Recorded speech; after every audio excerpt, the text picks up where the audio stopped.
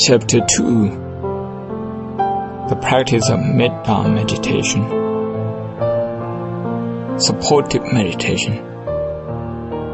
There are 4 kinds of meditation we need to practice in order to support Vipassana meditation. They are Metta meditation, meditation on the qualities of the Buddha, meditation on the impersonality of the body, meditation on death. These 4, if practiced earnestly and correctly, help in the development of Vipassana practice. Vice versa, Vipassana meditation assists us achieve deep understanding of these 4 meditation practices. They are mutually approving and supportive, and that's why these 4 are known as supportive meditation, Sadhura Rakha Kammatthana. They are largely reflective types of meditation rather than trying to watch sensation and thoughts momentarily as in Vipassana.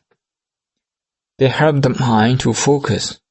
Once fully developed, they also tend to influence the way we think. 3 of them, Metta meditation on the impersonality of the body, meditation on death, help us directly to acquire right thought factor of the Noble Eightfold Path, because their nature is that of goodwill, non-violence and detachment. Metta meditation. Before practicing Metta, I would like to discuss what Metta is. Practicing Metta, loving-kindness meditation, is not something new to the Burmese, to the Thai, the Sri Lankan Buddhists. Actually, in many places, by meditation, people would immediately understand it as Metta meditation. It's a very popular practice in many traditions. Metta meditation comes in a set comprising 4 components, namely Metta, which is unconditional love, Karuna, compassion, Mudita, sympathetic joy, and Upekkha, balanced mind. In Burmese and Thai, Upekkha means being indifferent to someone or something. This is often mistakenly taken to mean the Upekkha, which is a part of Metta. In reality, Upekkha, that is a part of Metta, is not an attitude of ignoring or being indifferent towards something, but rather a balanced mind that is not swayed nor affected either by the suffering object of Karuna or the pleasant object of Mudita. It always retains the spirit of Metta, which is the very foundation of its existence. When we say Metta, the remaining 3 are also included. However, in practice, all the 4 cannot be done at the same time. We have to begin with Metta. Whether or not we progress to the other 3 elements depends on how we are progressing with Metta practice. We could not start off with Karuna or Mudita or Upekkha, because each of the last 3 is a specialized advancement of Metta. Metta is an inclusive primary practice that develops itself into the qualities of heart, such as Karuna, compassion, and is essential to furthering those qualities. What is Metta? The desire to see peace and success in your life is Metta. The desire to be free from harm is Metta. This good intention is to be developed and extended to members of your family and friends. As it progresses, you have to gradually extend it to all in the world, including your enemy. The desire to see them doing well and happy in their life is the spirit of Metta. You want to see yourself progress socially, economically, and spiritually. This is Metta.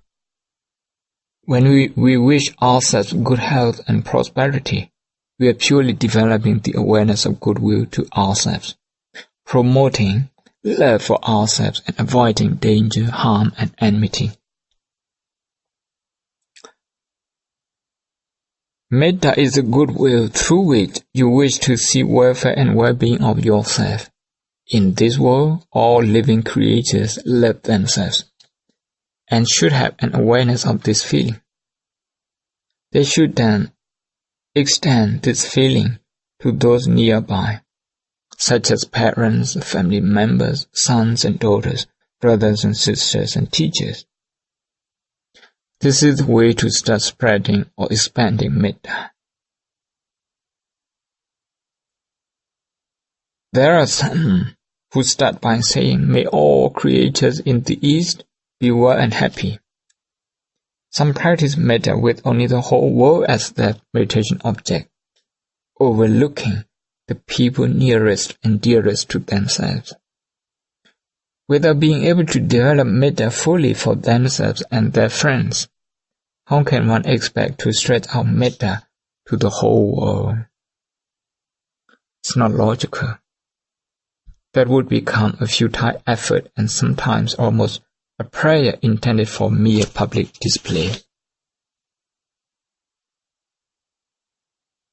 As metta is universal by nature, we have to have a wholesome feeling, not only for ourselves but also for other people as well.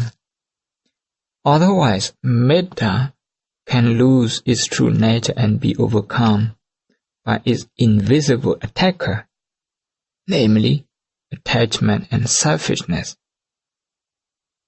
That's not metta anymore. Metta, by its true character, gravitates towards a gradual diminishing of the border between you and your family, between friends and strangers, and between yourself and the enemy. Prejudice, favor, and fear are the manifestation of the opponents of metta. They create a mental boundary between those you like and those you don't like. Metta, however, works to diminish and eliminate such biases and discriminations. Metta gives a universal dimension to the way we think and act. With metta come virtues such as friendliness and honesty. One who has sufficiently developed metta is exceptionally thoughtful, caring, and gentle, is patient and willing to listen to someone else's point of view. Metta seeks to transform the inner character of a person while offering peace and a confident outlook on life.